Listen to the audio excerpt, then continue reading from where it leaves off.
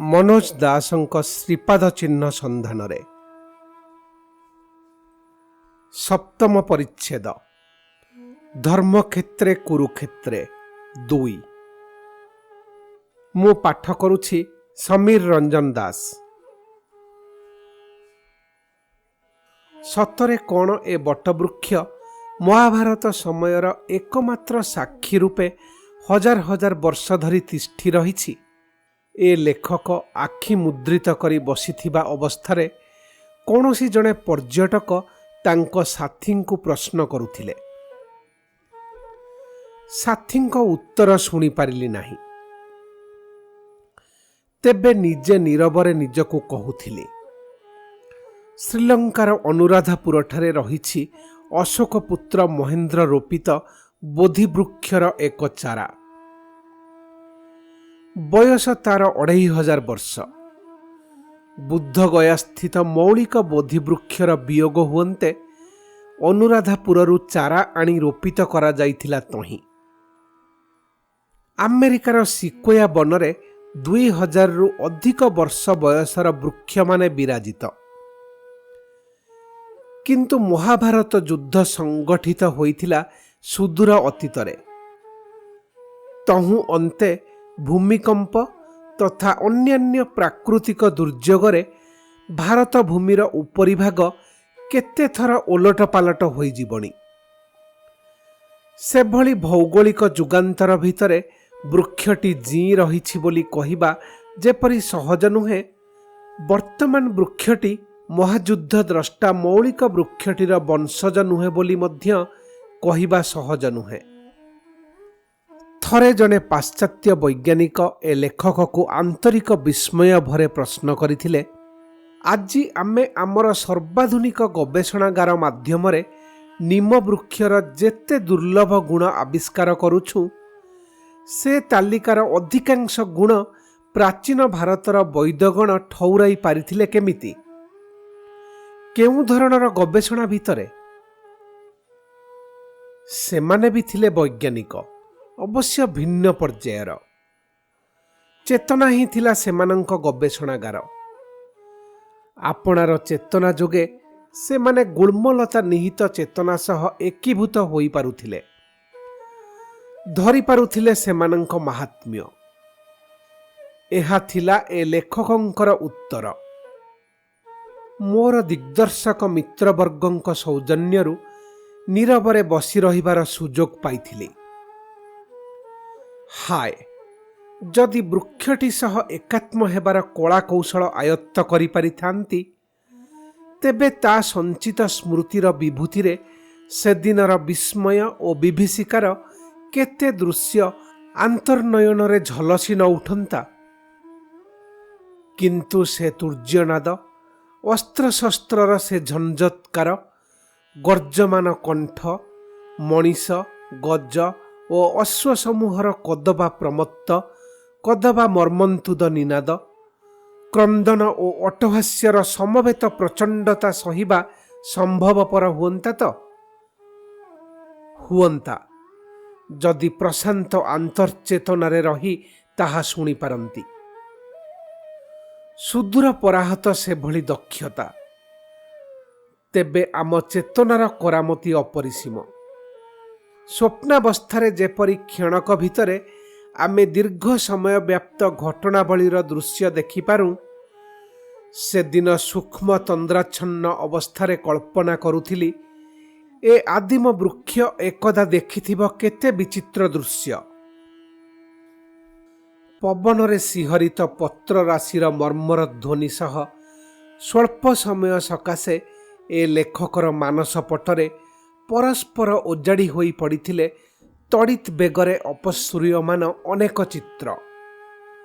विगत बहु भीषण घटनार एक परे एक झलक। हुए तो से सबु थिले अवचेतनरे लिपिबद्ध। आज से सबु परिणत हेले बहु दुरंत प्रश्नरे। मनीष मात्रे गोटाए निर्दिष्ट धरणर प्राणी। अंग प्रत्यंगर स्थापत्य, मन और प्राणर भास्कर्य मोटामोटी सभिंकर एक प्रकार।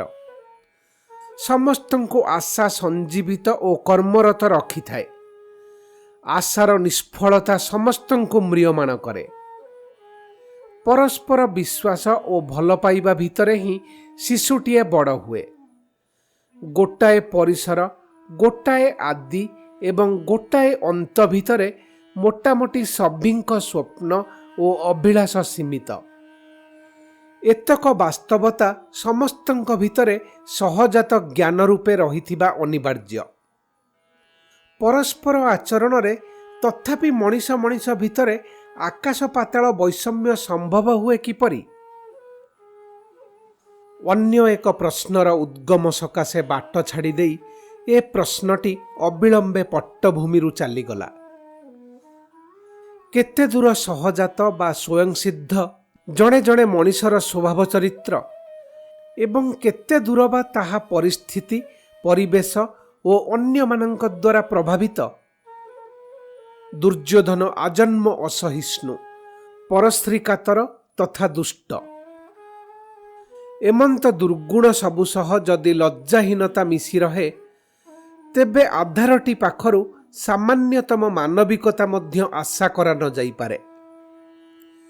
କିନ୍ତୁ ଦୁର୍ଯ୍ୟୋଧନ ଚରିତ୍ରରେ ଲଜ୍ଜା ଥିଲା, ତାହା ଯେଡ଼େ ଆତ୍ମାଭିମାନ ମୂଳକ ହେଉନା କାହିଁକି। ଥରୁଟିଏ ଏହା ସ୍ପଷ୍ଟ ହୋଇଥିଲା। ଦ୍ୱୈତ କ୍ରୀଡ଼ାରେ ପରାଜୟ ଜନିତ ନିର୍ବାସନ କାଳର ଗୋଟିଏ ପର୍ଯ୍ୟାୟରେ ପାଣ୍ଡବମାନେ ଦ୍ୱୈତବନରେ ଆଶ୍ରୟ ନେଇଥିଲେ। ସେମାନଙ୍କର ସେ ହୀନସ୍ତା ଉପଭୋଗ କରିବା ନିମନ୍ତେ ସପରିବାର ଓ ସବାନ୍ଧବ ଯଥେଷ୍ଟ ଜାକଜମକରେ ଥରେ ଯାଇ ସେ ମୁଲକ ବୁଲି ଆସିବା ନିମନ୍ତେ ଦୁର୍ଯ୍ୟୋଧନଙ୍କୁ ମନ୍ତ୍ରଣା ଦେଲେ ଶକୁନି ତଥା କର୍ଣ୍ଣ। ପ୍ରସ୍ତାବଟି ଦୁର୍ଯ୍ୟୋଧନଙ୍କର ବେଶ୍ ମନଃପୂତ ହେଲା।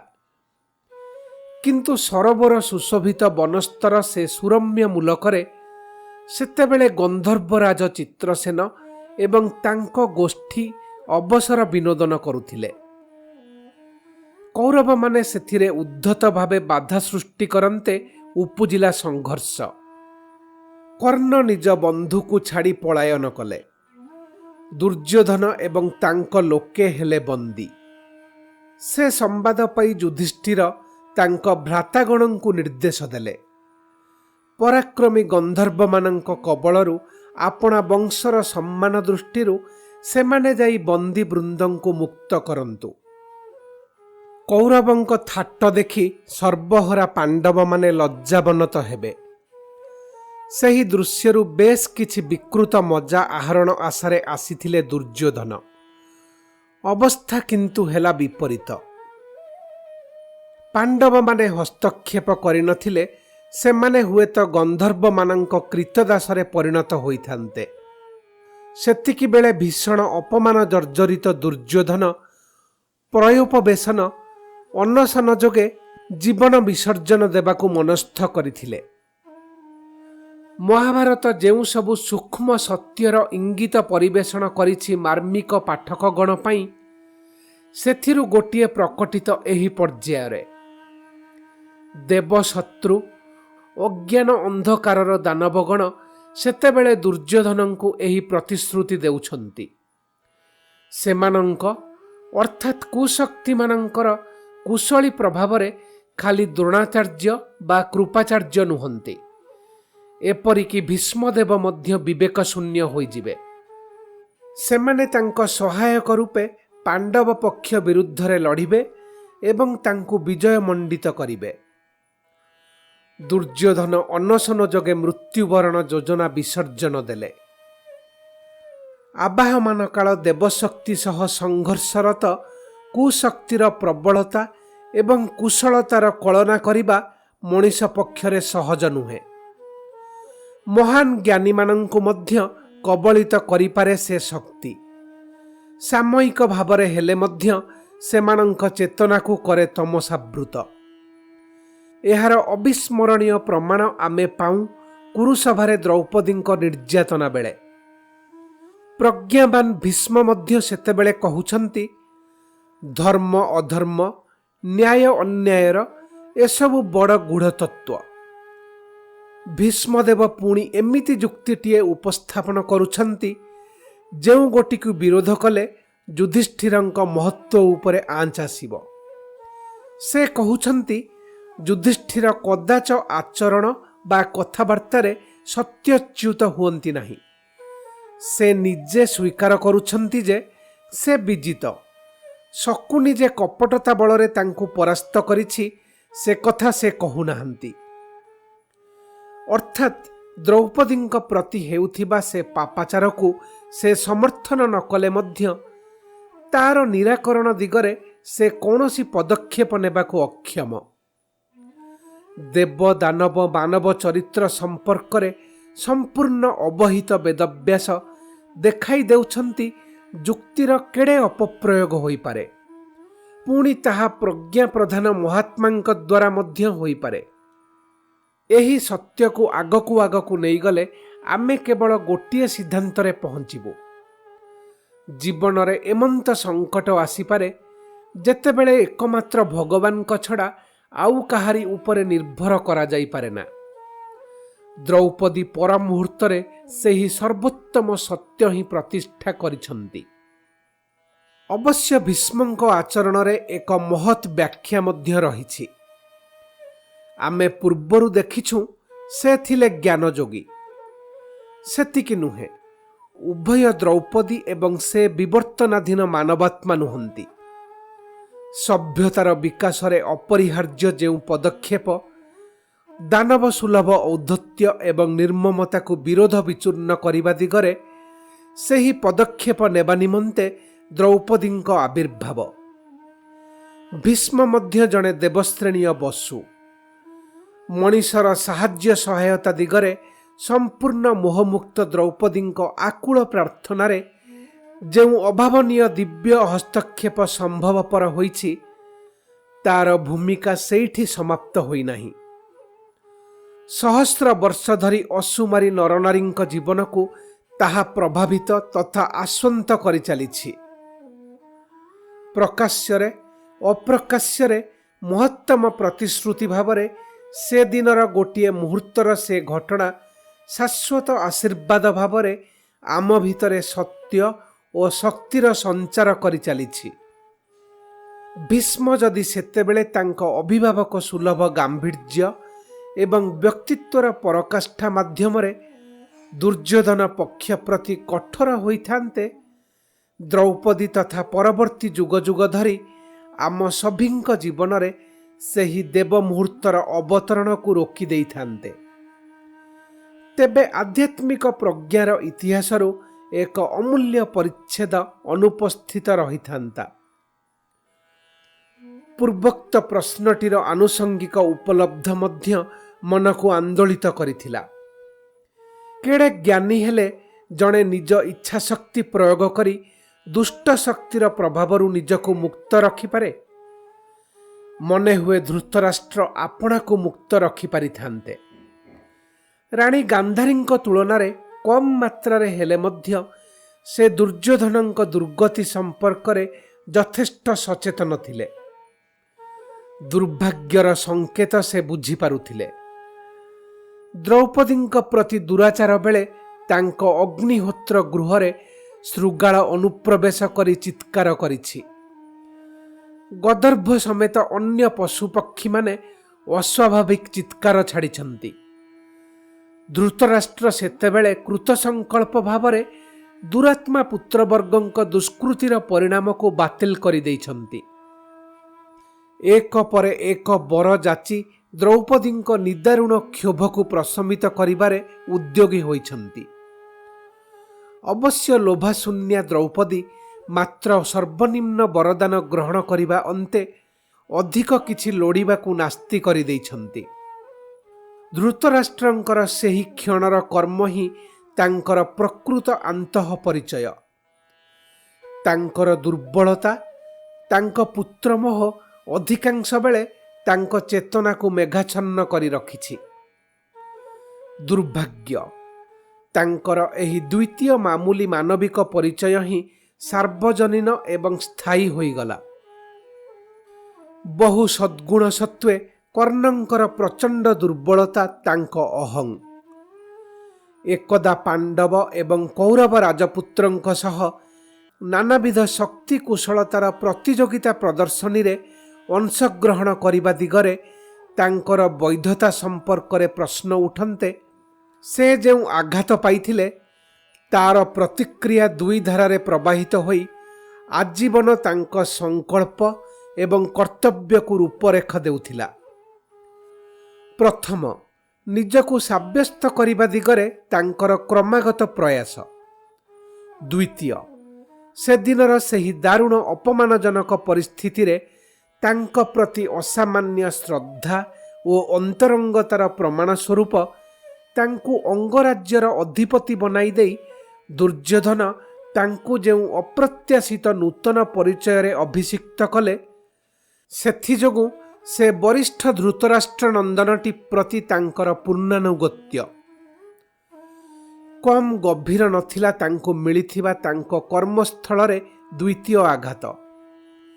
स्त्री और सौंदर्यर अनन्य रूपायन राजकुमारी द्रौपदींक पाणी पार्थित्वरु स्वयं कन्यांक द्वारा प्रत्याख्यान।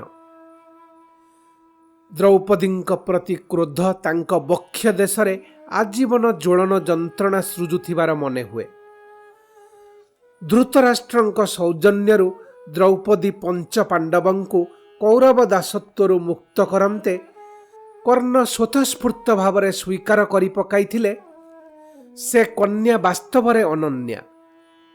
से जहा हेउ कुरुसभारे द्रौपदींक निर्यातना बेले कर्णंक असभ्य इतर जन सुलभ उच्चारण भद्रलोकंक समस्त महत्व को म्लान करिदिए।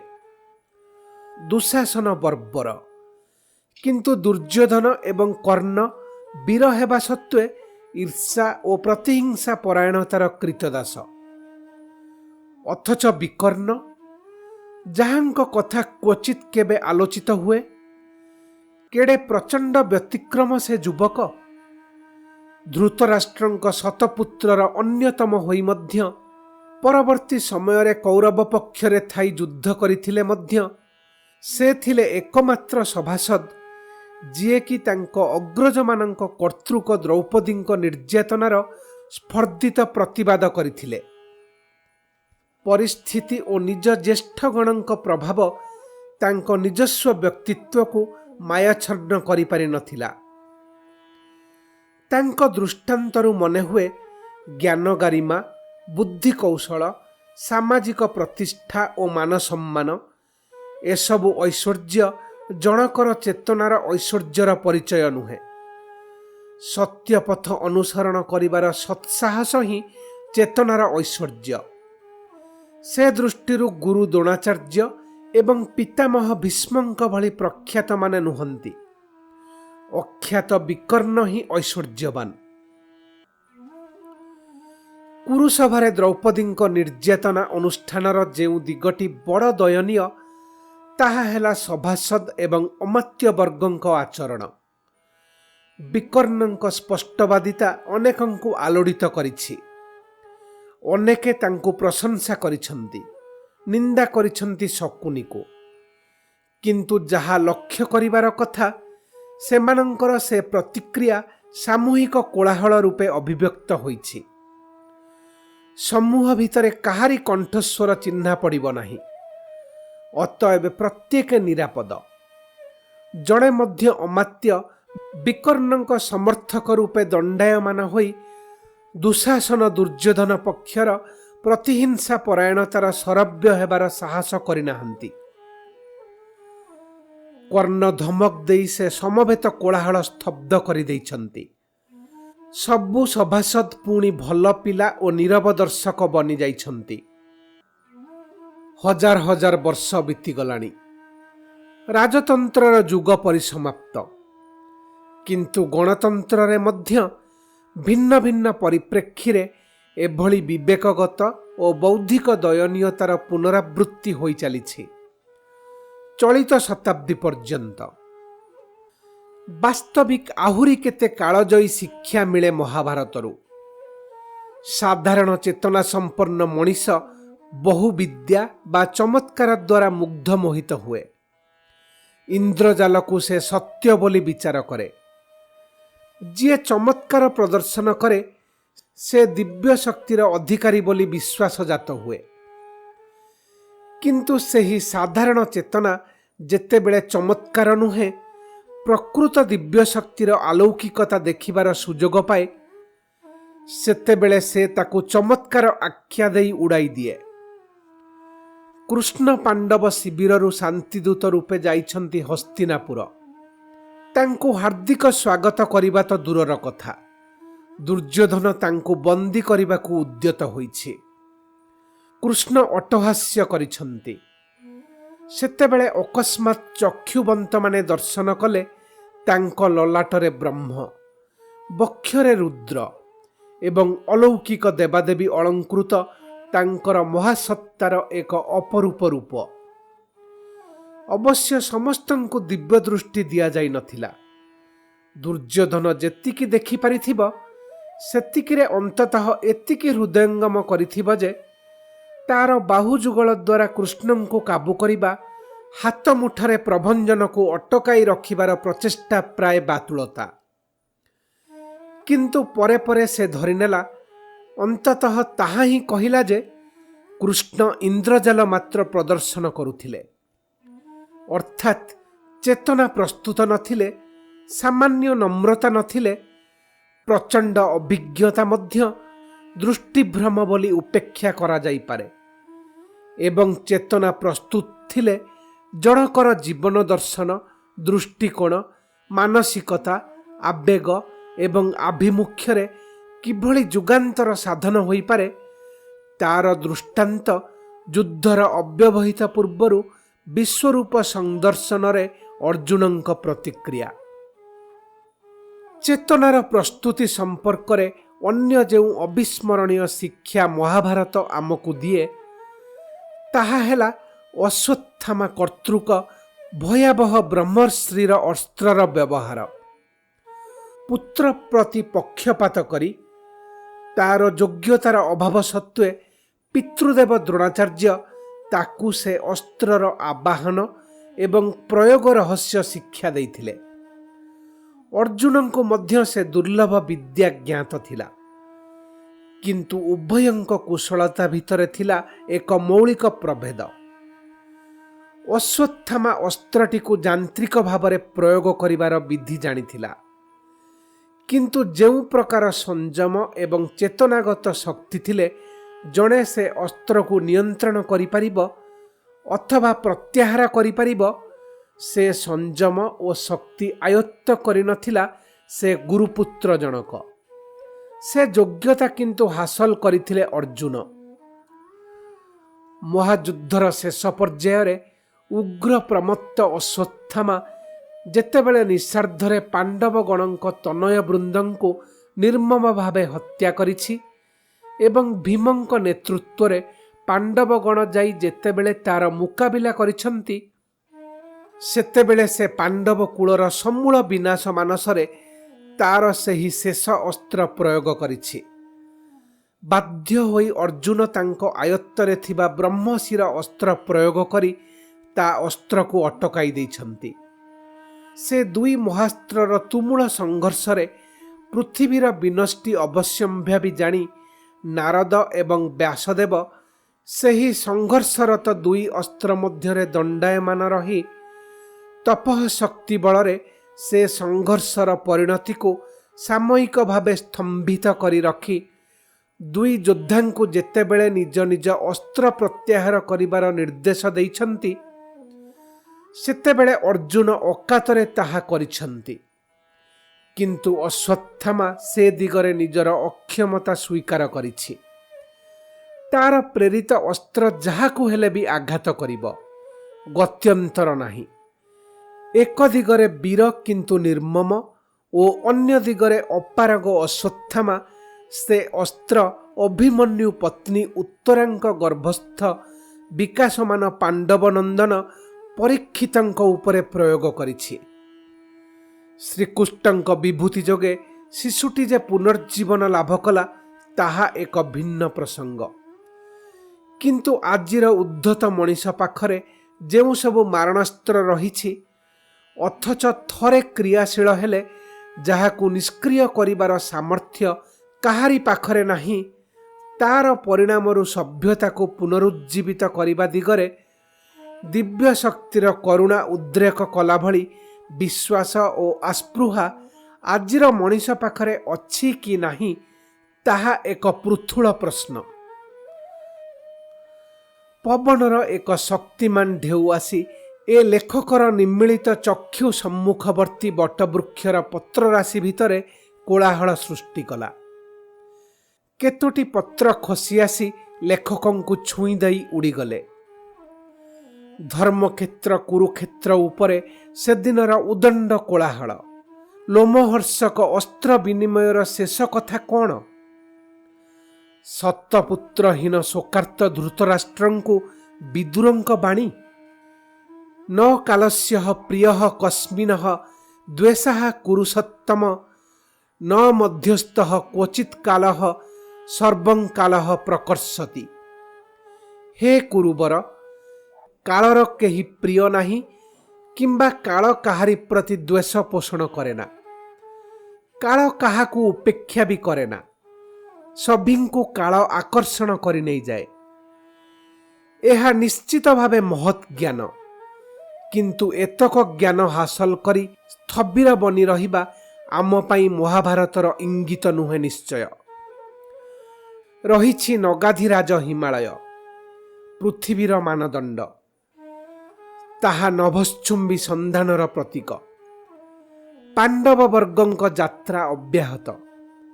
ସ୍ଥୂଳ ବିଜୟ ପରେ ପାର୍ଥିବ ଗୌରବର ଶିଖର ଆରୋହଣ ପରେ ମଧ୍ୟ ମହାଭାରତର ସର୍ବାଧିକ ତାତ୍ପର୍ଯ୍ୟପୂର୍ଣ୍ଣ ବିଭାବ ଗୀତା।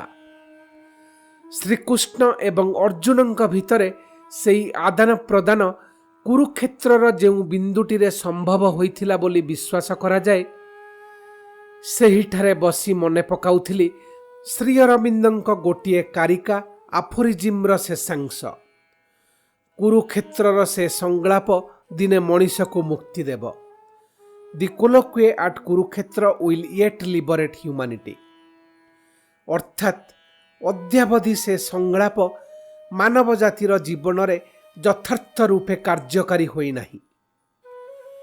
ଯେତେବେଳେ ଆପଣାର ଅହମିକାର କାରାଗାରରୁ ନିଷ୍କ୍ରାନ୍ତ ହୋଇ ବିଭିନ୍ନ ପରସ୍ପର ବିରୋଧୀ ଆଦର୍ଶ, ଧର୍ମ ଓ ନୀତିର ଊର୍ଦ୍ଧ୍ୱକୁ ଯାଇ ମଣିଷ ଏକମାତ୍ର ଭଗବତ୍ ପ୍ରେରଣା ଦ୍ୱାରା ପରିଚାଳିତ ହେବାର ସିଦ୍ଧାନ୍ତ ନେବ, ସେତେବେଳେ ଯାଇ ସେ ଅନୁଭବ କରିବ ପ୍ରକୃତ ମୁକ୍ତିର ସ୍ୱାଦ।